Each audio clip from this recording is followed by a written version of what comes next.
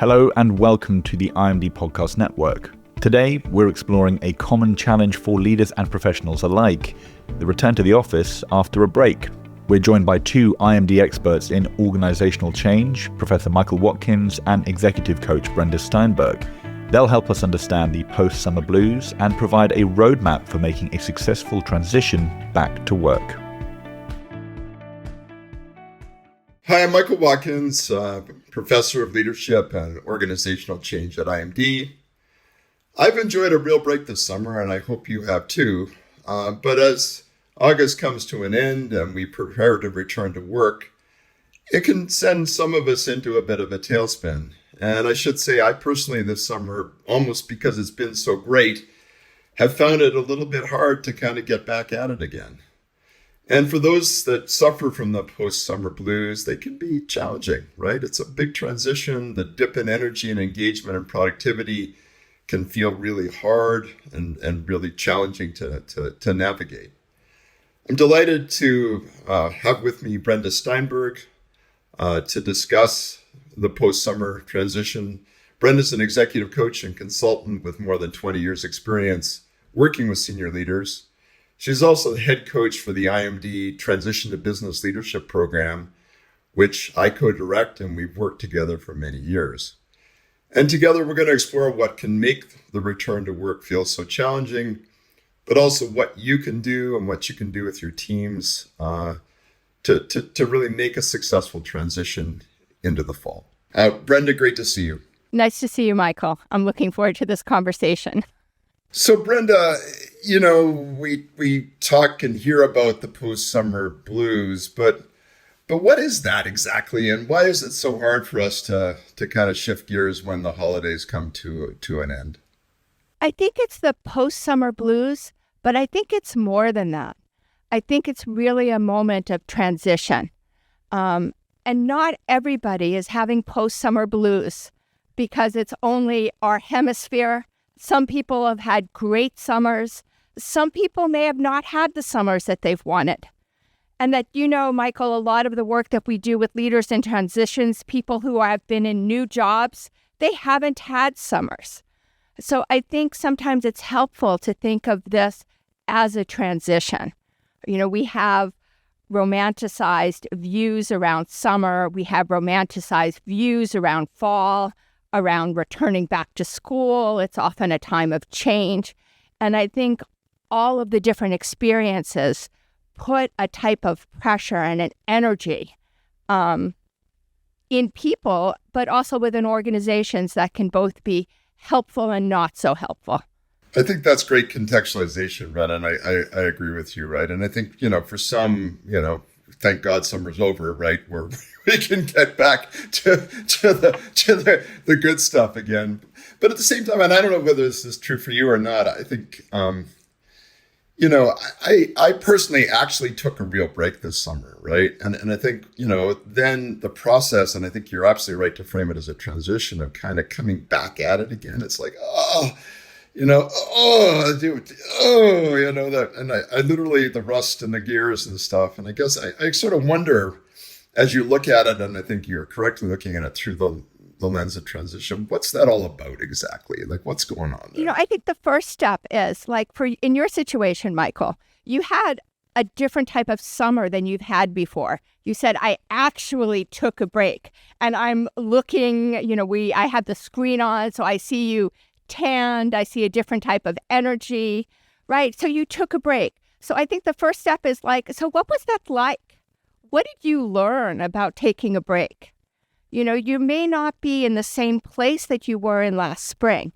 And I think understanding what your experience was like, what did you learn through the break about yourself, about your family, about your company, about IMD, you know, as you're coming back and just kind of think, you know, using this as a learning opportunity. This is what I would love my clients to be doing right now as they're coming back with all their different stresses is, okay, what did you learn? I was smiling as you were thinking about that, saying one thing I learned is I really like being on break. Yeah. There is a joy to it, and I think also it was an opportunity to kind of reset a little bit from a creative point of view. But it's still hard, right? It's still hard to come back, and I think and I guess I wonder, what's at risk here? And how might organizations be thinking about this? Well, I think the first thing for you, Michael, to think about what makes it hard. Which parts of it are hard? And then it leaves you the opportunity, once you can identify that, then you can also start thinking about if any shifts need to be made there. But you'd also be able to, when you can start listing what's hard, you might be able to start listing also what you might be looking forward to. A lot of benefit, I think, to having that bit of time away. But I guess I almost feel like a kind of a grieving coming back to, Brenda, honestly, right? That I think it's, I was in such a state of, as many of us are, right, of productivity and working and going, and then you stop doing it. And it's like, wow, that feels really different. And actually, it feels pretty good. And at the same time, I don't know what your experience is. There's a piece of me that is loving being back at work again, right? Yeah. But if we look at it too, I think, as I'm not just a professor, I'm also a leader of people. And I guess I wonder, is there something here that I, as a leader of people, need to be thinking about as I ponder sort of my people coming back to work again? Great question.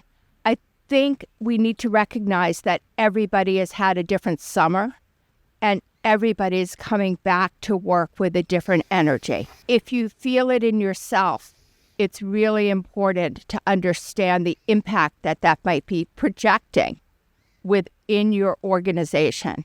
So taking time for that exploration for yourself as a leader, but also what it might mean for your organization. But I want to go back to the grieving piece for just a second, Michael, if that's okay. If you are grieving, and grief is part of living. Absolutely. It's important to make space for it and to understand what you're grieving, because there might be ways that you can bring more of that back into your life. But you can't do that with more of what's giving you the pleasure, more about, addressing the loss. What is it that you're losing? And you can't do that without reflection, because you just barrel right over it. You paper over it. But I think there's also, and I think it's probably true for many, there's a bit of a fear almost, right? Of kind of, I went to this place where it felt pretty good. Am I coming back as sharp as I was, or did this kind of, make me, and these are inner scripts that go on in one's head, right? Kind of like, okay, am I getting lazy here, right? Wanting this kind of approach to doing things, and I think also, the impact on one's employees. I suspect others are feeling sort of similar things, and how do you help sort of deal with that, right? Yeah, I think you just mentioned a gazillion points in that question that are really interesting, and part of it is around, you said, I took time off. Now, I mean, it's almost sometimes people come back to work where they need to prove that they were worthy of the time off, or going away and taking time off means you're better at work, right? So now you need to come in and prove it. And so part of it is probably taking a moment. Also, you'll need to do this for yourself first, but you'll also need to help your teams do this, is where you left in June. I'm using, for those of us in the Northern Hemisphere or working on global teams, right, that people haven't necessarily been in the same space. They've been working, different times. They've had different vacations. They've had different experiences. But what you thought was important in the spring may or may not be as important in September.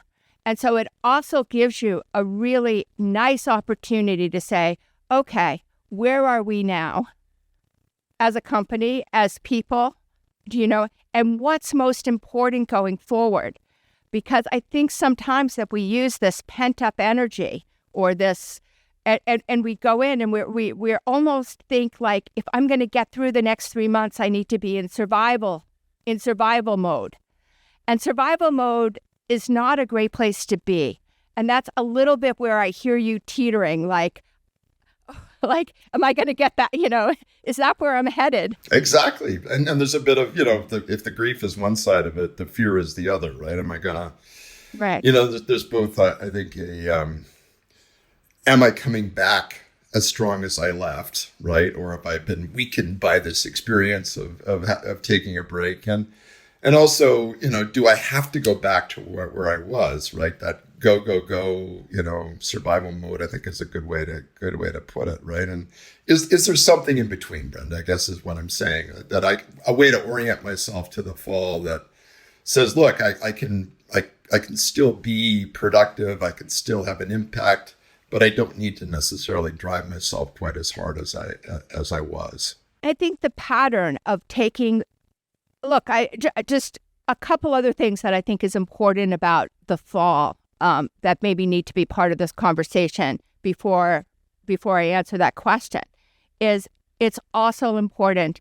we're going into the fourth quarter now. And it puts extra pressure on businesses. It's been an unpredictable year. The fall kind of looks tentative, so there's going to be some extra stresses that people may find themselves in. So I think so it's the geopolitical and everything that's happening, but it's fourth quarter, and that such a good point. And that brings extra pressure and. Yeah, so that can actually in some ways make it worse, right? Is that you can feel like, okay, I've got this additional set of uncertainties, this additional set of pressures that I really need to kind of deal with. And it's a great conversation, Brenda, because I think that I would love my people too to feel like they can come back, having enjoyed their families, their friends, their summers, and not feel like they have to go back into kind of, overdrive mode again right away, right? Yeah. So, you have to feel you're probably having lots of these conversations with your clients as they're starting to reach out and get back in touch. You're hearing stories like, I've been back a week and feel like I've never been gone, and that's about feeling like you need to submerge. And that's going to be a hard one because submerging is not a long-term strategy. So it's, Michael, this is something that you talk about a lot in your teaching and in your writing, but it's really about managing your energy as well. It's taking a look at it. It's being thoughtful. It's being able to identify, hey, this I'm dreading. This gives me energy. This doesn't feel as important to me. This wasn't on my radar, but right now, I think it's important for the company. Or actually, I learned something about myself this summer, and I want to start pivoting. Whatever that new information is really important to be in touch with because it can impact how you feel. Look, my example is going to be my own personal example is I've been coming back to work this week and I started thinking about both this podcast, but I was beginning to think about the things that are weighing on me. So the parts that I love is the creativity and the work, and the parts that I dread, right, and weigh on me and I can't get away from is the administrative stuff. So I really sat down and I thought, okay, so, what has to be taken care of for me to feel free and for me to be able to focus on the things that actually give me energy, because that's when I'm at my best. You're right. I do think a lot about leadership in terms of mobilizing and focusing and sustaining energy, right? And I think what you're pointing to, I think, is a piece of reflection that you're encouraging me to do, right? About really what is there about what's coming that's energizing? What isn't? Is there a way to kind of organize myself around it? Because I haven't done that yet as I come back. And maybe that's maybe that's something that folks can really do coming back is really sort of rethink how they're deploying their energy. I think that's a really interesting idea. And this has an organizational impact because organizations are comprised of people. Many people have had experiences over the summer with their families or their friends. And also it means that expectations on our personal front may have been changed. So, this idea of both being in touch with yourself, but also in touch with the expectations of other people, and being able to communicate that, what I'm looking forward to, what I'm not, what I'm finding hard, what is it that you need of me? How can I support you? This idea of we're not in it alone. And I think sometimes as leaders, or many of the leaders that I work with, they feel like they can do that work on their own. And when it's not shared, it's not understood, but they're not benefiting also from how other people can help support them. So Michael, there could be one little ritual that you really want to keep with you over the year from your summer. What would that be? I guess I wonder too a little bit. I'm having my first sort of post-summer meeting with my team at the end of this week, right? Do you think I should be explicitly kind of addressing this? The tendency obviously is to say, hey, what'd you do this summer? Do you have a good summer? Okay, boom, let's go. Do you have advice for people who are leading teams about how to kind of address this? I think, and I know that I've been guilty of this in the past, both how I respond to people and how I ask the question, is the expectation was, how was your summer? My summer was great. And we give kind of a Facebook, social media description of it, or, as short as possible, because what we're really saying is next. Let's get back to business. And if we're signaling that, we may lose some of the awareness that will make us really impactful. So if this is a team that you're meeting with and you really haven't met with everyone together in the last couple months, a question might be, you still need to keep it rather brief, but it would be, where have the intervening months taken you? And what's important for you now? Because you're allowing people to answer you on a deeper level, on something that isn't, the answer isn't, I've been to Greece, I was on the beach, everything was great, and boy, the drinks were good. Missing the food.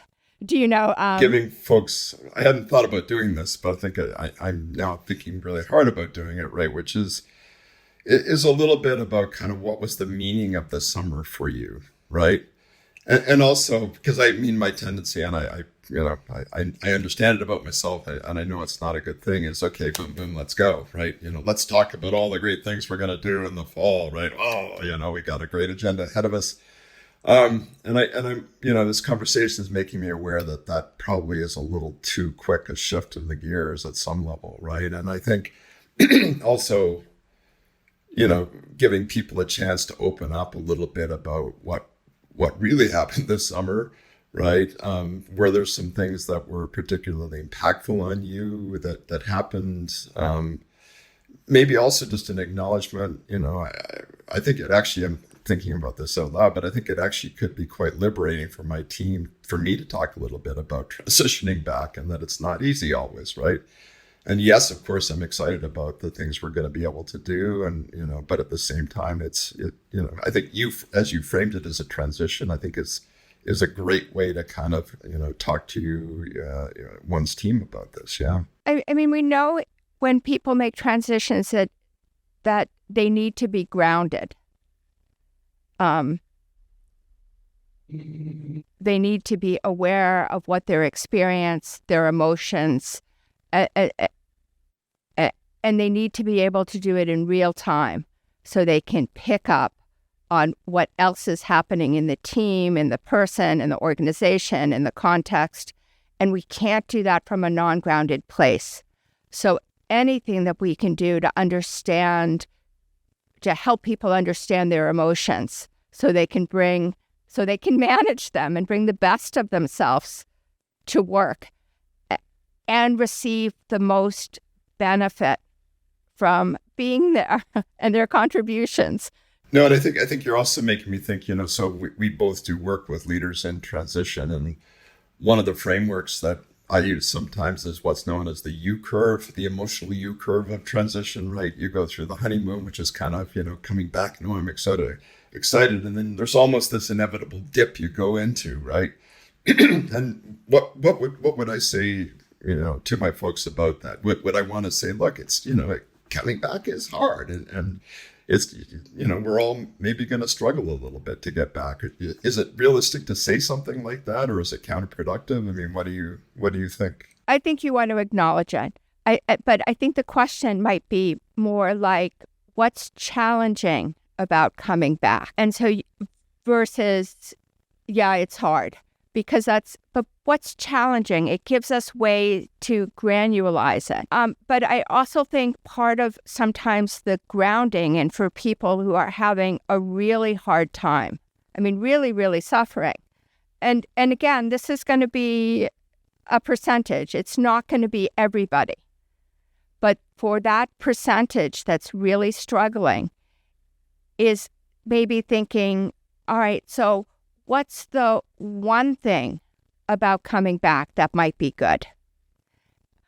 What might be, and once your mind switches from being closed to finding one thing, then we can also often find a second or a third thing. Now, this is for the set of people who are fairly content in their jobs. I'm not even going to say happy, but they're in a contented space. We do have part of the workforce which is really, really unhappy. And those people who are going away from summer feeling burnt out, and if they're coming back with those same feelings, then there might be really other shifts and changes that need to happen. Things, and submerging yourself and staying in survival mode is not a long-term. I think there's a certain subset that have some very hard decisions to make. And as leaders as well, we might need to be prepared to have some of those conversations with people who are finding themselves not in a context where they feel they can thrive. No, I think it's a really important point. I mean, I'm thinking about my own people again, right? And there's one person in particular. I wonder if the summer will be the catalyst for her to decide to leave the company, right? Not because I think we're not treating her well or anything like that, but I just wonder if these moments can be times when, they sort of crystallize that I really need to be doing something different, right? She's an amazing person, but at some level she's kind of reached the limits of what she can do in our company, right? And how do we help her, maybe, decide to make the transition out? If you have those types of situations, I would really encourage leaders to engage in those kinds of conversations. Because in the interim, you still need that person, right? And that person is still contributing. And if you can help that person with the transition, right? And okay, I know this is what you're thinking. I'm willing to help you. Then we can start negotiating how this person can best contribute, the things that only they know, the skills that they have, what that transition would look like. And it's going to help the person tremendously. It's going to help your organization. It'll help your reputation of being a great place to work. And people come in, they learn, they grow, and we continue to transform. That's really, really helpful, Brenda.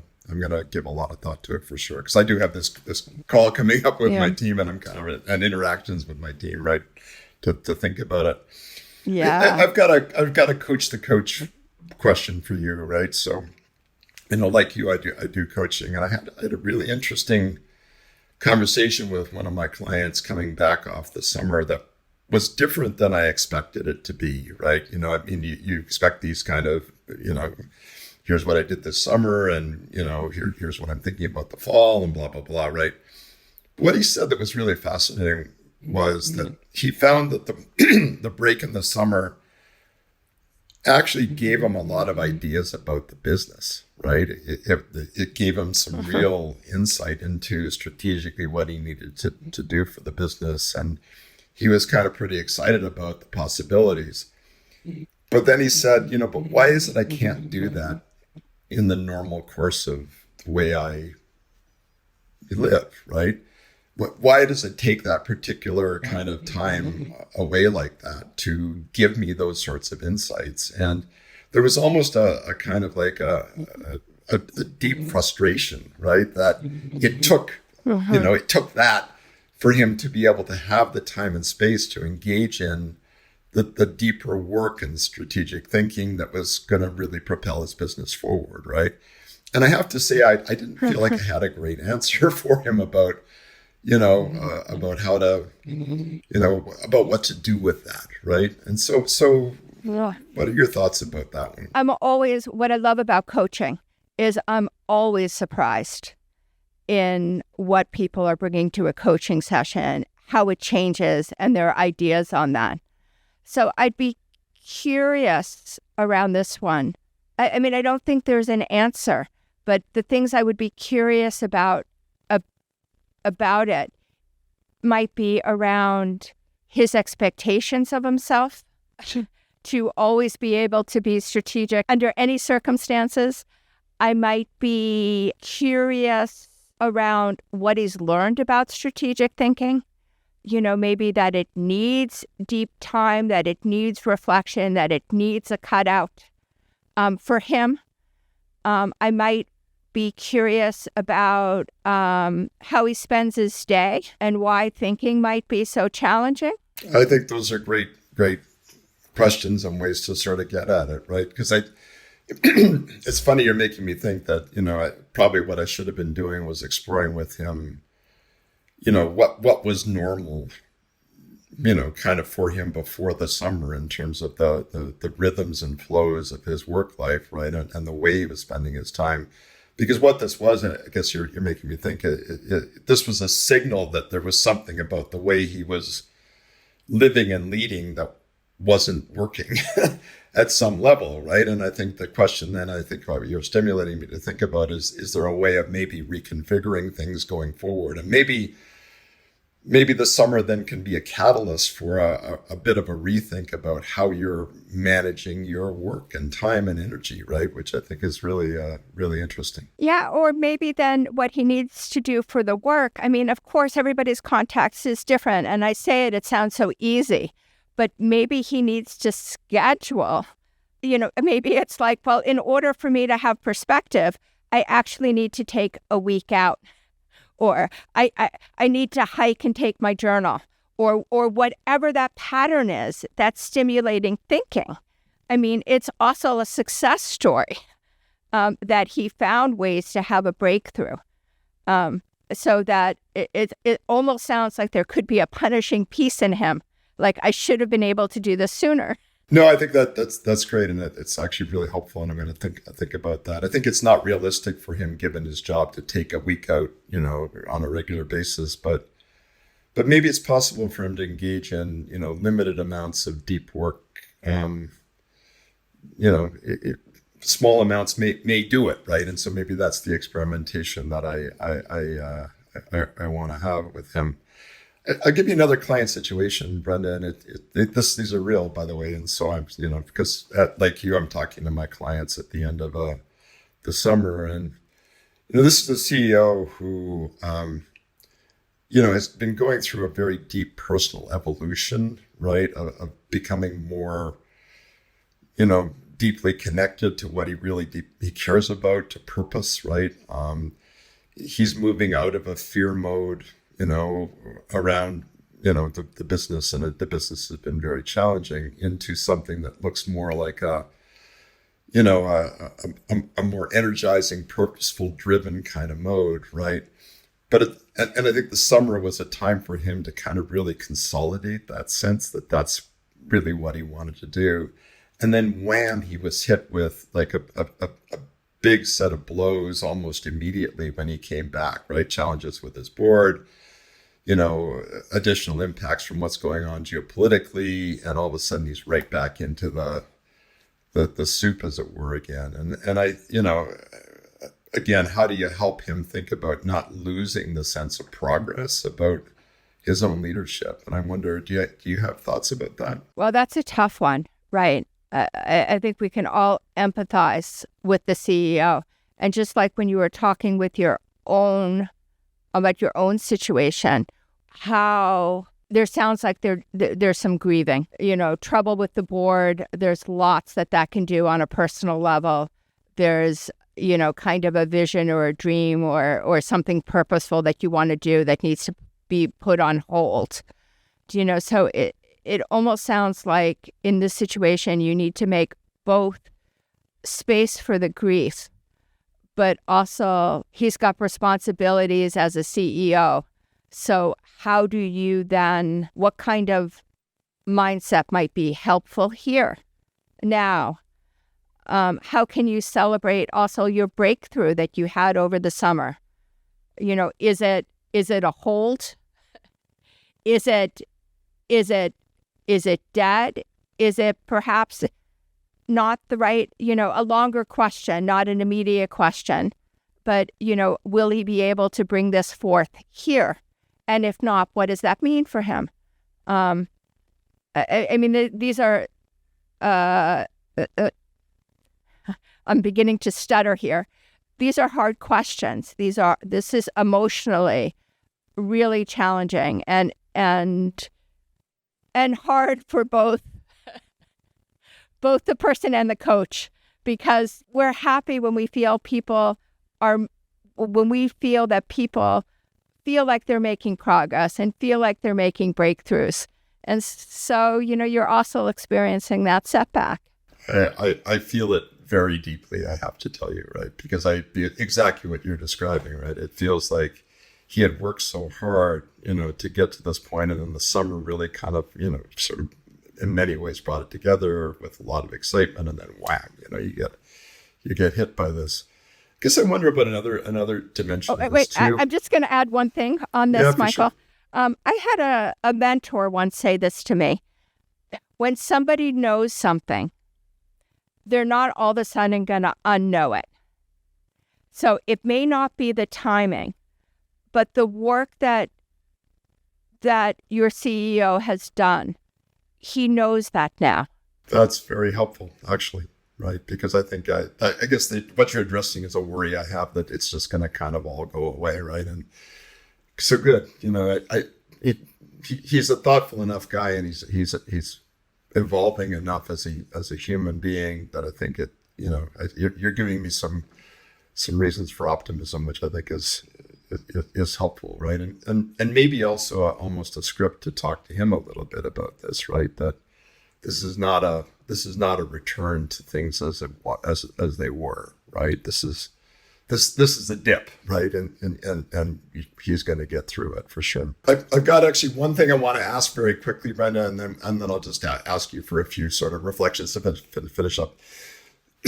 So the family dimension, quickly, Brenda, about this, right, is that, another sort of, conversation I've been having is it was just so great to be with the family for the summer.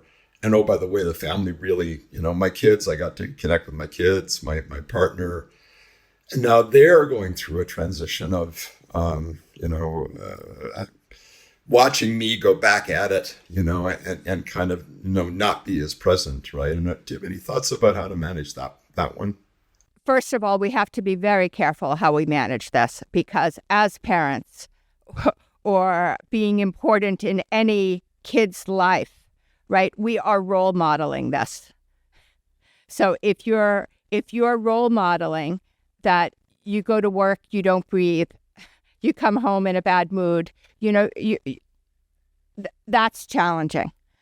Again, I think it's going back and it's telling people what you most appreciated around the time you had together this summer, and talk about what kind of connection you want to maintain in the fall.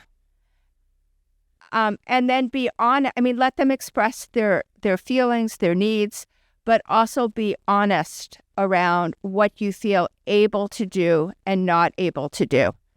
And there's usually, when they know you're making an effort, they give you more grace. But it is a conversation. Thank you, Brenda. So as we start to just wrap up things, are there a few things that you hope people are going to sort of take away or think about as they make this, transition from summer in whatever form that takes, right? Whatever form summer's taken, whatever form the fall's taken. Are there a couple of things that you think people should be keeping in mind? Yeah. I would like people to spend a little bit. We talked about the self-awareness, but I would like my clients to think a little bit around what's going to bring them joy. I'd like people to have some thoughts around what type of energy they want to bring into the work environment, but also their home and personal environments. What kind of mindset would be necessary to be able to bring that energy that you want.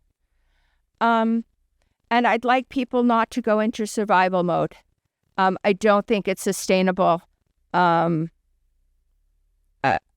would like people to think about what types of breaks, what they've learned around being able to reset, and how they might be able to integrate that into quarter four. Brenda, many thanks for these insights, right? And to all of you who are listening, wherever you're tuning in from, right, on the water, on the beach still, or already back at it, I hope that we've been able to help you, recognize that this is a transition and engage in the kind of reflection and conversations that are going to make it easier to make this return back to work a successful one. Always pleasure talking with you, Michael. I always learn so much too, so thank you. That's all for this week. This podcast was proudly brought to you by the International Institute for Management Development in Lausanne. You can find out more at imd.org.